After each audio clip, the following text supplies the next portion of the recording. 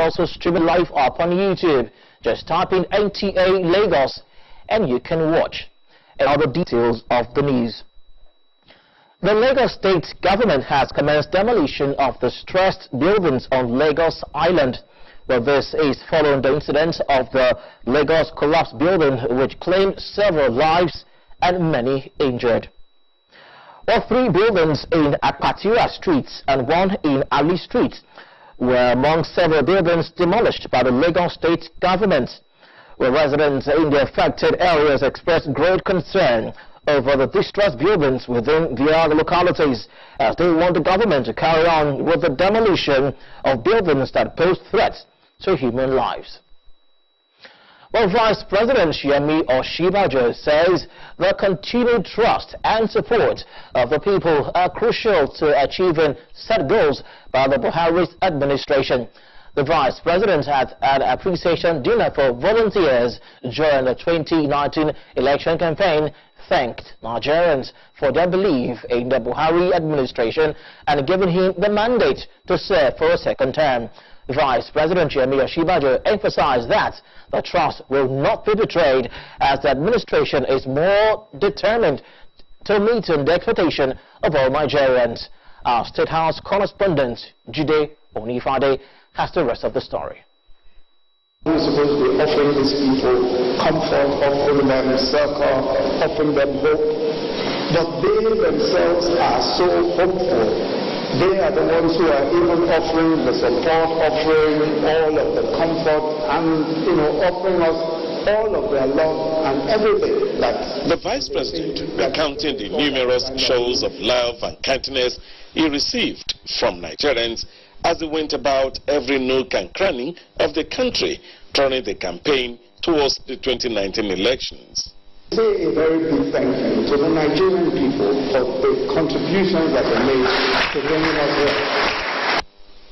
The lesson from these interactions with Nigerians, as the Vice President says, is that the leaders must find a way of connecting to the people they serve. This, he says, the administration would do in this second coming and get the people more involved and well informed of activities and achievements of government. The Vice President says Nigerians are right in their belief that the Buhari administration is what the country needs at this time, stressing that the nation would progress faster with a leader that is honest. Business of doing the right thing, of governing right, is not rocket science.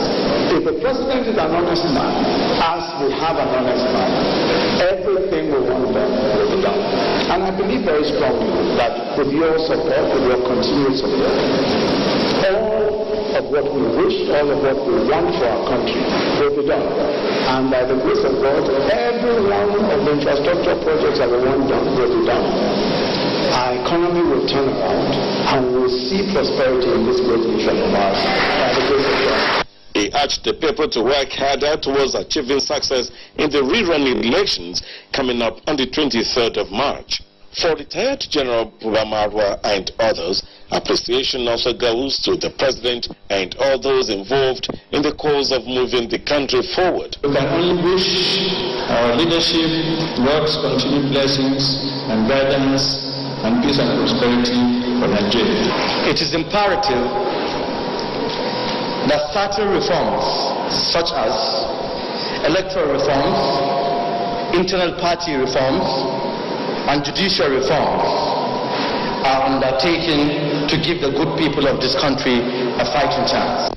As this gift indicates, the people expect more goals to be achieved from the government in coming years and promised their continued support for the Buhari administration.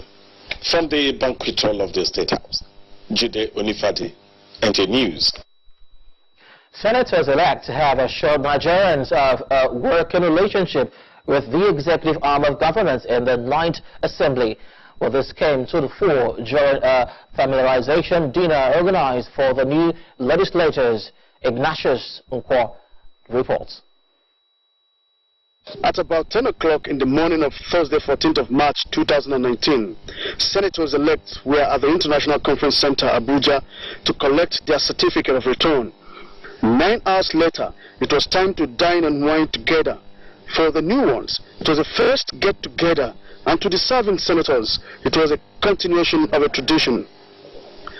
To the new entrants into the Red Chamber, it was a time for familiarization with the old tenants. But interestingly, the focus of this evening gathering was on the need for unity of purpose towards national development. The need for cordial working relationship with the executive arm of government in the 9th Assembly was paramount. I believe that the 9th Assembly is going to be very robust, is going to be very united, because I can see different people from different divides, from different constituencies. Executive legislative atmosphere has not been very cordial. So I think by the time we are coming, having experienced what it is like to be on the executive side, we'll try our best to see that we bring down the temperature a bit. That we have a united front so that we can work harmoniously with the executive. Is to ensure that the interests of Nigerians, the welfare of Nigerians are primary concern. And the executive arm of government. Senate leader Ahmed Lawan shared some of his experiences with his new colleagues. We should work towards a relationship that will be characterized by consultation, by coordination, by partnership, and serious and deep synergy between the two arms of government. I think this national should be substantially different from the Senate. Some serving members used the forum to commend the Senate leader Ahmed Lawan for his exceptional leadership qualities. Ignatius Unko, NTA News.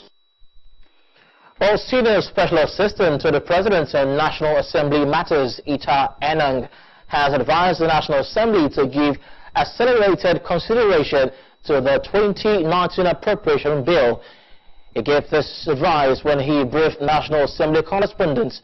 The legislative aide expressed concern over the delay in the consideration of some of the items pending in the Senate.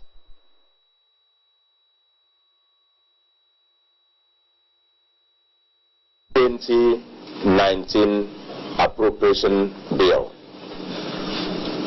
Let them also consider as priority the medium-term expenditure framework which they have committed to the committee, and of course the medium-term expenditure framework is going to be the basis of their determining different parameters that is going to be used in the consideration and passage of the 2019 appropriation.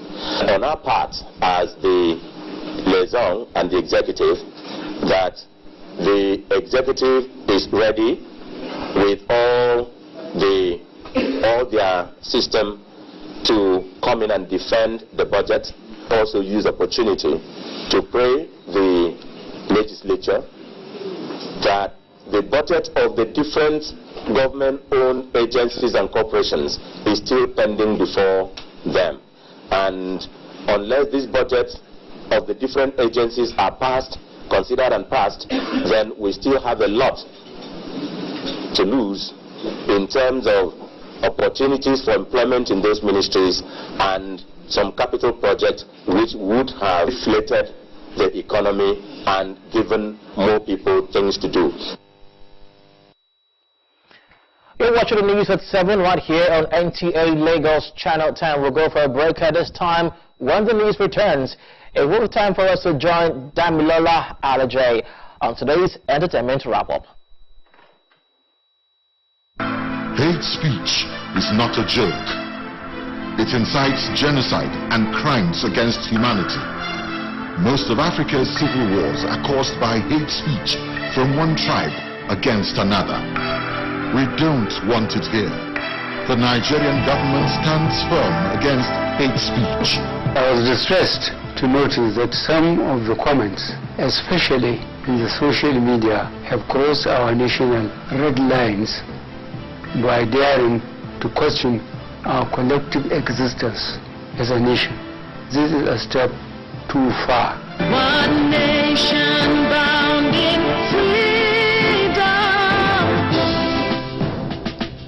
peace and unity.